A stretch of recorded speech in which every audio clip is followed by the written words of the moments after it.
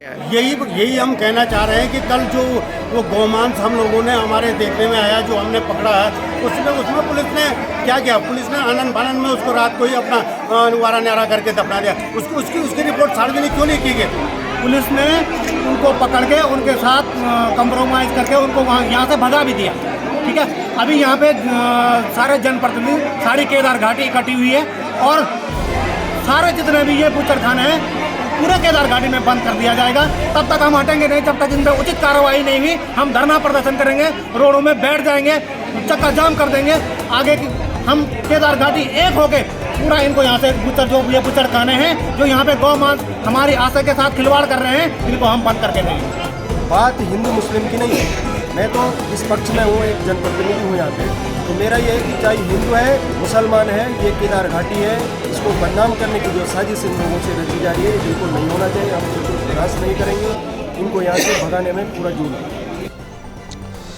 नमस्कार, स्वागत है आपका केदारखंड एक्सप्रेस न्यूज़ में। मैं हूं आपके साथ कुलदीप राणा आज़ाद। ये तस्वीरें गुप्तकाशी थाने की हैं। थाने पर इस वक्त गुप्तकाशी में स्थानीय लोगों का जमावड़ा है और ये जमावड़ा इसलिए लगा हुआ है क्योंकि यहाँ पर स्थानीय व्यापारियों ने आरोप लगाया है कि एक मीट व्यवसायी जिसका नाम मोहम्मद उमर है, उसने गोमांस बेचा है। नजीबाबाद से कटा हुआ गोमांस गुप्तकाशी लाया और यहाँ उसको बेचने की तैयारी कर रहा था। इससे पहले व्यापारियों ने उसको धर पकड़ लिया और इसको पुलिस के सुपुर्द कर दिया गया है।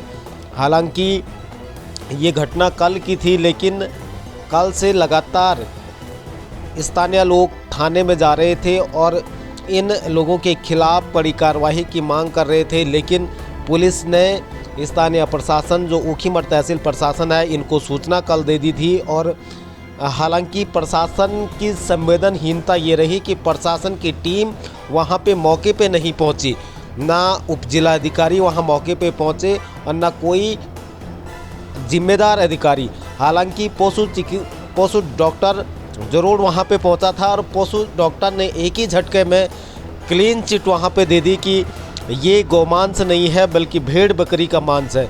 लेकिन सवाल यह भी उठता है कि पशु चिकित्सा अधिकारी या जो पशु डॉक्टर वहाँ पे पहुँचा था, उसने बिना लैब में टेस्ट किए हुए, बिना उसका प्रशिक्षण किए हुए कैसे क्लीन चिट दे दी, ये अपना आप में बड़ा सवाल खड़ा करता है।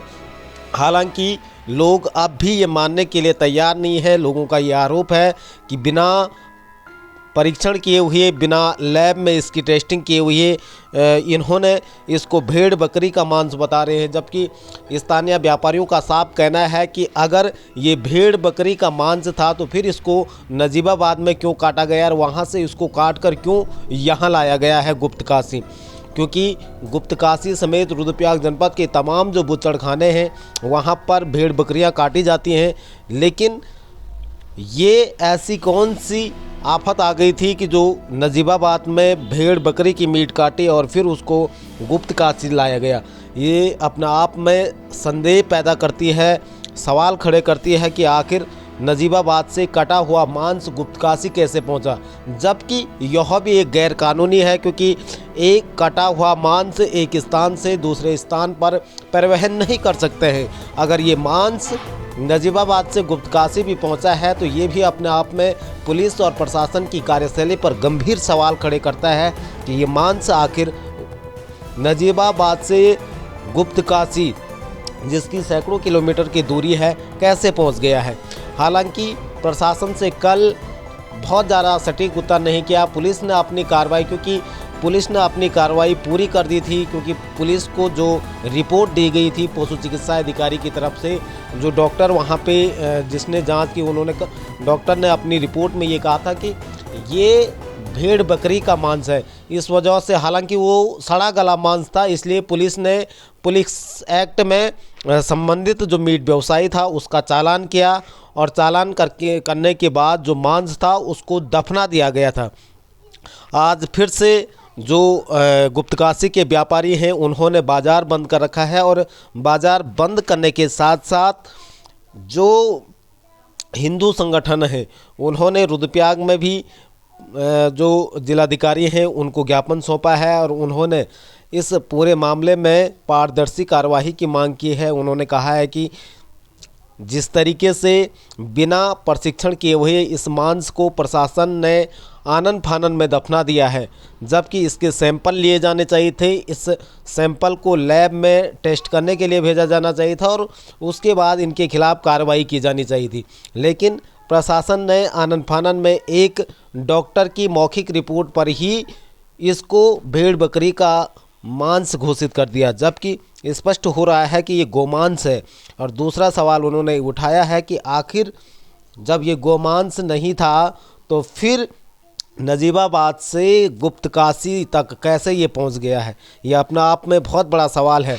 और अगर मीट व्यवसायों की बात करें तो मीट व्यवसाय पूरे ज़िले भर में अनैतिक तरीके से चल रहे हैं। यहाँ पर ना तो स्लॉटर हाउस है और ना ही इन पे कोई मेडिकल इनकी जांच होती है, जबकि जो उसके नियम हैं मीट व्यवसायों के लिए, जो गाइडलाइन है उसमें कड़े प्रावधान है कि बिना मेडिकल जांच के कोई भी बकरा, मुर्गा या अन्य जानवर नहीं काटा जा सकता है।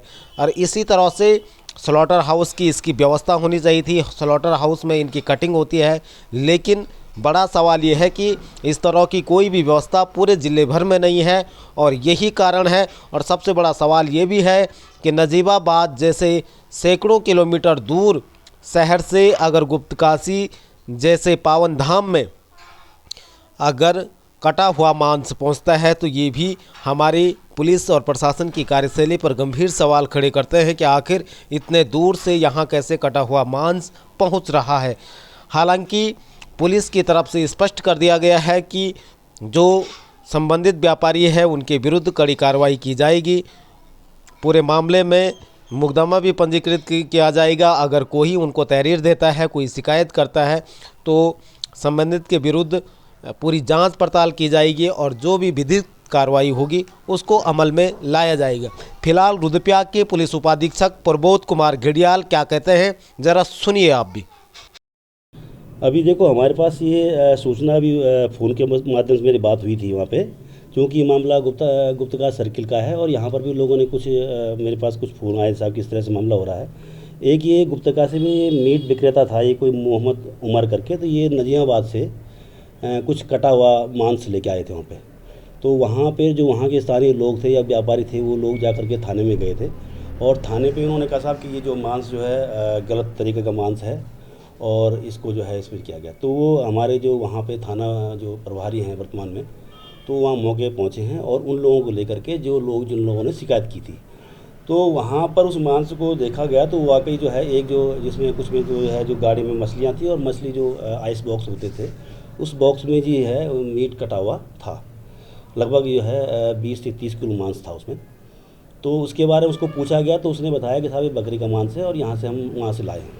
तो इस संबंध में जो वहाँ के थाना प्रभारी हैं ये सारी बातों की सूचना संज्ञान एसडीएम साहब को दिया गया और एसडीएम साहब के द्वारा जो वहाँ पे पशु चिकित्सक है कोई भाटी है, मोंटी जी है, नाम पता नहीं है, वो आए हैं, मौके पर आए हैं। तो उन्होंने कहा था कि ये जो है ये गलत तरीके का मांस अभी नहीं है और लेकिन चूँकि कटा हुआ मांस था, लोगों के स्वास्थ्य में फर्क पड़ सकता था इसमें, तो उस मांस को वहाँ के स्थानीय लोगों के साथ मिल करके और उनकी सहमति से उस मांस को जो है उसको डिस्ट्रॉय किया गया और उसके खिलाफ़ जो लाया था तो उसके खिलाफ़ जो नियमानुसार है पुलिस तहरीरी कार्रवाई की गई है और लोगों को बता भी दिया गया है और लोगों के संज्ञान में भी है। तो मैं आपके माध्यम से यहाँ पर लोगों से भी ये बताना चाहता हूँ कि इस तरह से कोई घटना ऐसा नहीं है और अगर कोई इस तरह से कोई घटना गई, चूँकि हम लोग भी यहाँ पे जो है यहाँ सनातनी संस्कृति के लोग ज़्यादा रहते हैं और यहाँ पर इस तरह से कोई भी अवैध कार्य हम नहीं होने देंगे।